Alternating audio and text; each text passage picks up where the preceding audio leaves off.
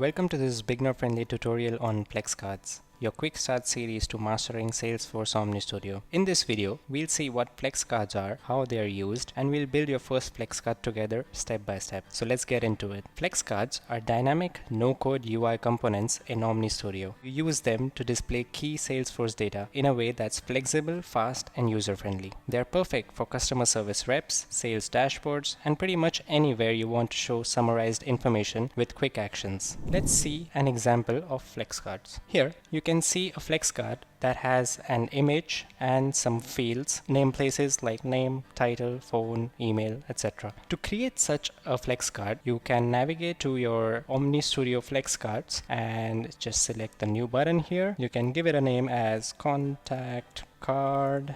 The title field will populate automatically, and let's add an author, web developer. Just press the next button. Here you have to add a data source type. For now, to keep it simple, let's keep it as none and just save it. This should create your first Flexcard, and as you can see here, this is a canvas that you can work around with. You can add so many components in this and make it behave as you want. For now, we'll add some text fields here. Let's just name it as first name, and we'll add a few more. A last name,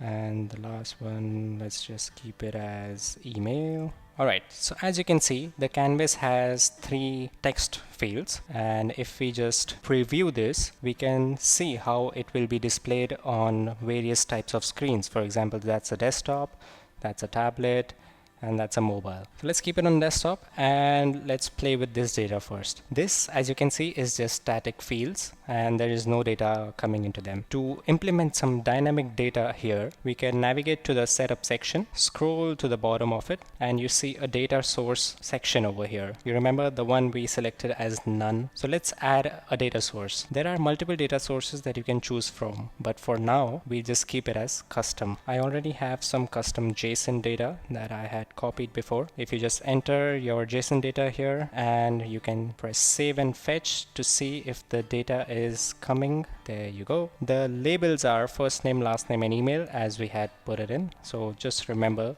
these names and you have to exactly put them in the label. It was first name, so we just put them in curly braces and it will fetch the data from there. As soon as I put it in curly braces on the canvas also, it took the data that was coming from the JSON. So similarly in last name, we can just put parentheses around it, and now if you preview this, it should give you the data that is coming from the JSON. So this was the basic functionality of how Flexcards work, but we can also add styles around it and we can customize this layout, use images, buttons, and many more things as you can see over here. But these are a topic for the next video. For now, just play around with text fields and make some templates that work best for your use case. With that, you've just built your first Flexcard. In the next episode, we'll connect this card to a live Salesforce data, which would be coming from a Dataraptor extract. That's when the real magic begins. If you found this helpful, please make sure to hit that like button, drop your questions in the comment, and subscribe for more quick Salesforce tutorials. Thanks for watching.